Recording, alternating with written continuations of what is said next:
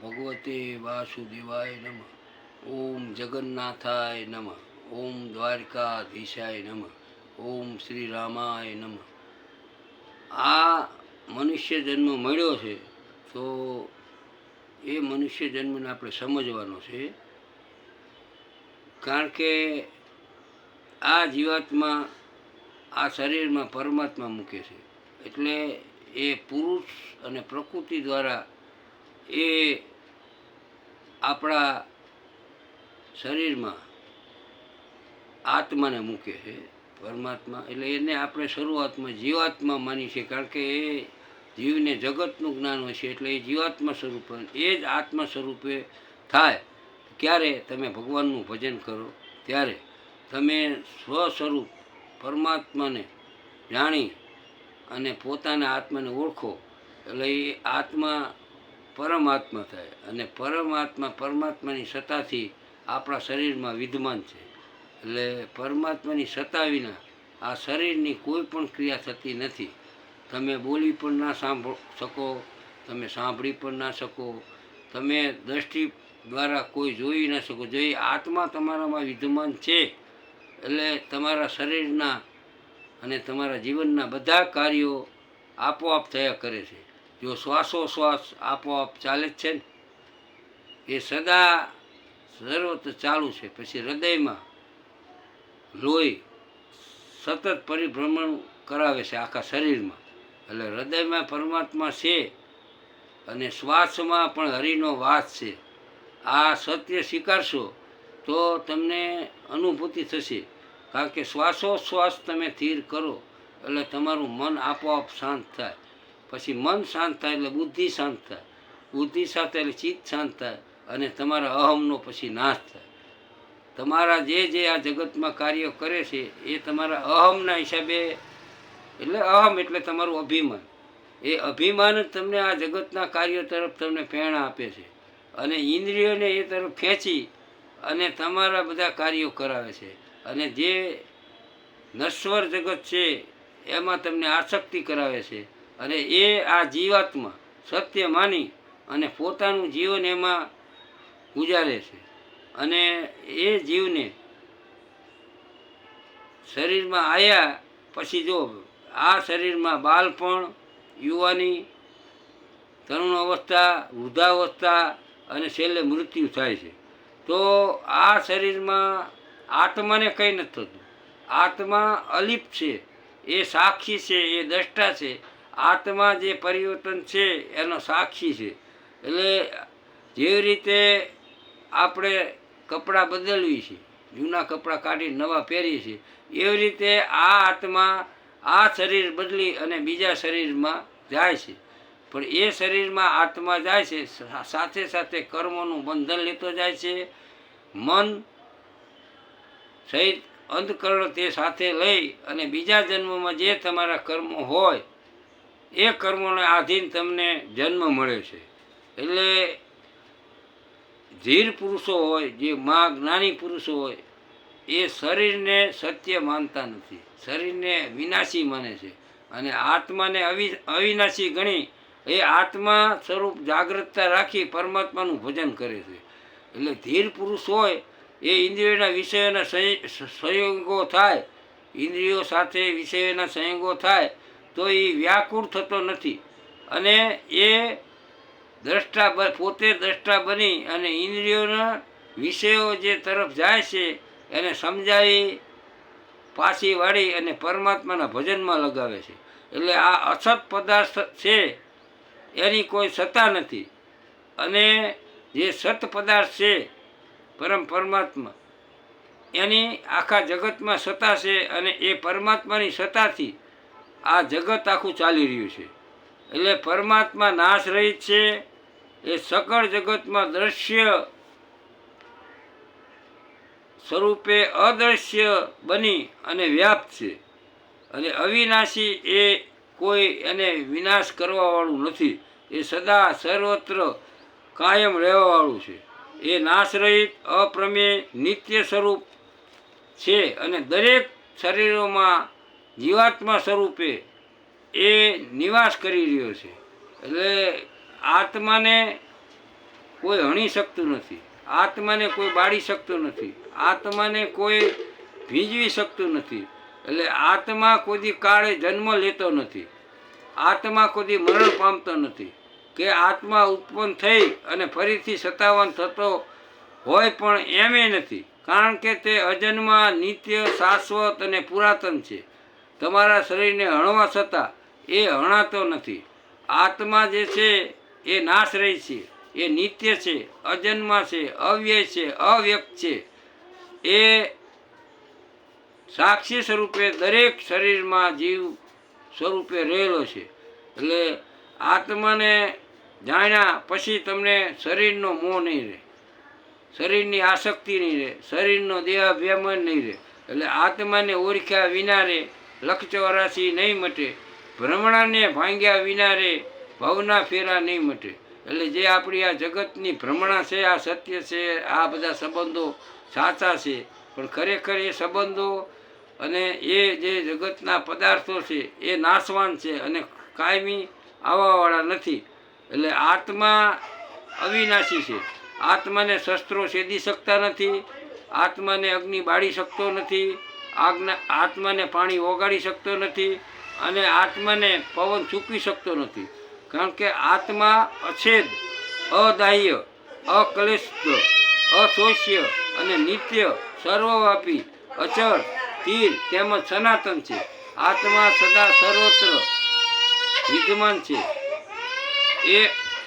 એ આત્મા અવ્યક્ત છે, અચિંત્ય છે અને વિકાર રહિત, અને આત્મા સ્વાર્થ રહિત છે. એટલે આત્માને કોઈ શોખ કે કોઈ દુઃખ થતું નથી. એ જે થાય છે એ આપણા મનને થાય છે. સુખ, દુઃખ, આનંદ એ આપણા મનને થાય. આત્મા સદા આનંદ સ્વરૂપ જ છે, આત્મા પ્રેમ સ્વરૂપ છે, આત્મા સાક્ષી સ્વરૂપ છે. એટલે જે મૃત્યુ પામે છે એ શરીર મૃત્યુ પામે છે. એટલે શરીર રહ્યું એ મૃત્યુ પામે, એમાં આપણે શોખ કરવાનો નથી. એ કોઈ પણ મનુષ્ય જન્મે એનું જીવન, પછી વિકાસ, વૃદ્ધાવસ્થા, અંતે એનું મૃત્યુ. એટલે જે જન્મે છે એનું મૃત્યુ નક્કી જ છે, અને મરેલાનો જન્મ પણ નક્કી જ છે. એટલે શોખ વિનાનો થઈ અને દુઃખ વિનાનો થઈ તો પરમાત્માનું ભજન આપણે કરવાનું છે. એટલે આત્મા કોઈ જન્મ લેતો નથી કે આત્મા મૃત્યુ પામતો નથી. એ મનમાં દૃઢ વિશ્વાસ કરી આત્મા સદાય સર્વદા વિદ્યમાન છે અને એ અવિનાશી સ્વરૂપ છે. એટલે આત્માને જાણશો તો આત્મા જે ને એ મહાપુરુષો આત્મતત્વને આશ્ચર્ય જેવો વર્ણવે છે. એ આત્મા છે એ સૌના શરીરમાં હંમેશા અવધ્ય છે, અને એ સમસ્ત પ્રાણીઓ માટે શોક કરવો ઉચિત નથી. આત્માનો કોઈ દી શોક કરવાનો નથી. આત્મા આનંદ સ્વરૂપ છે, આત્મા પ્રેમ સ્વરૂપ છે.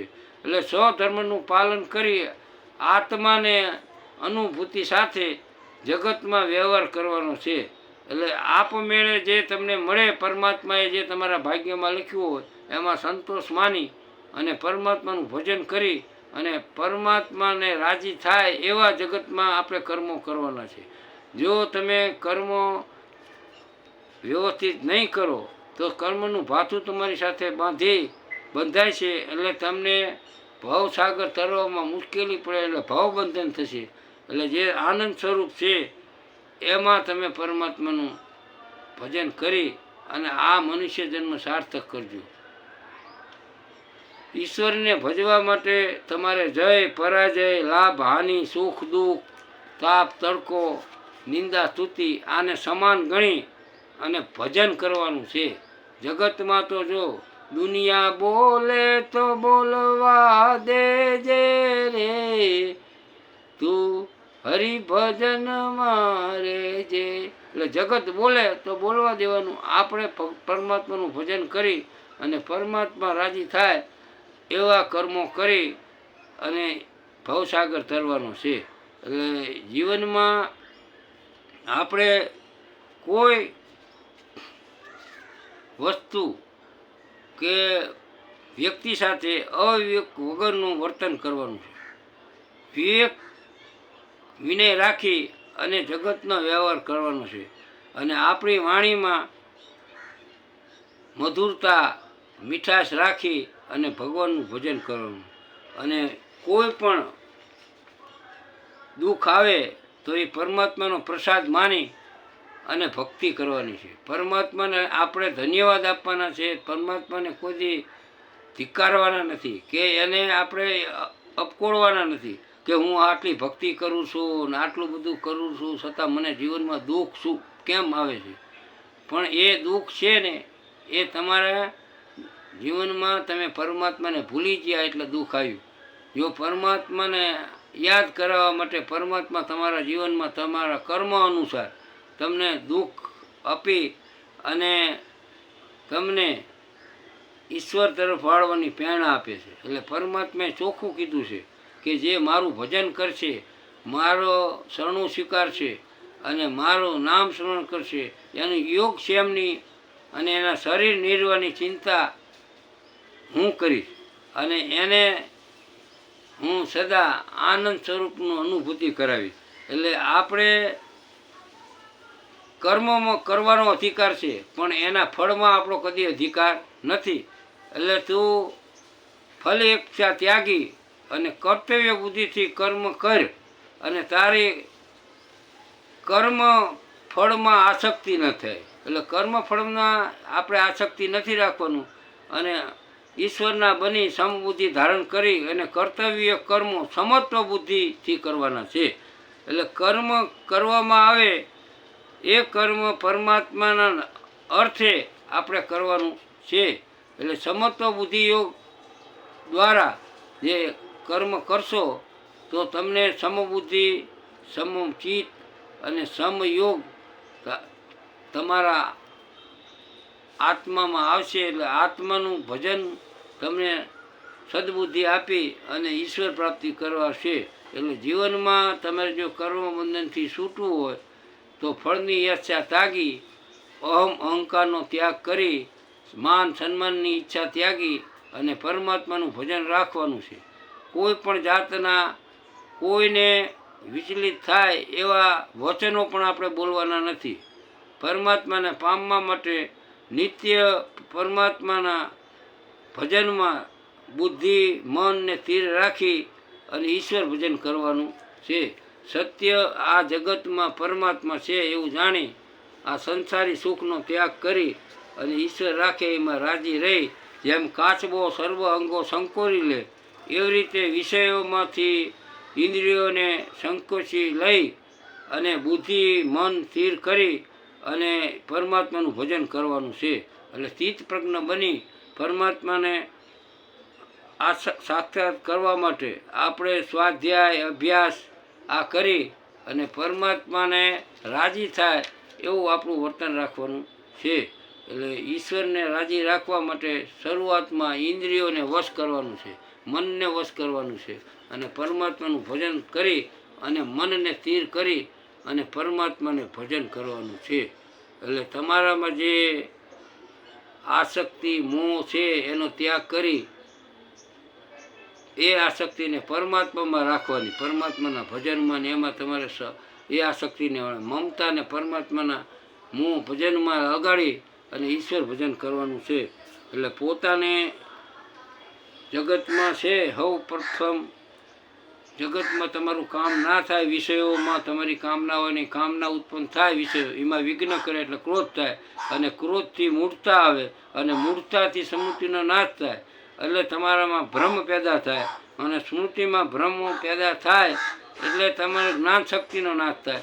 જ્ઞાન શક્તિનો નાશ થાય એટલે બુદ્ધિનો નાશ થાય. એટલે બુદ્ધિનો નાશ થાય એટલે જે પોતે છે એના જે પરિસ્થિતિ છે જે સ્થિતિ છે એનું પતન થાય. એટલે પરમાત્માને અંતકરણ સ્વાધીન કરી રાગ દ્વેષ વિનાના થઈ અને વિષયોમાં વિચરણ મનને નહીં કરવા દેવાનું અને આધ્યાત્મિક વિષયોમાં મનને વિચરણ કરવા દેવાથી આપણા અંતકરણમાં પ્રસન્નતા ઉત્પન્ન થાય છે અને સર્વ દુઃખનો અભાવ થાય છે. એટલે પરમાત્માનું ભજન કરી અને પરમાત્માને પામવા માટે આપણે ઈશ્વરને ભજન કરવાનું છે.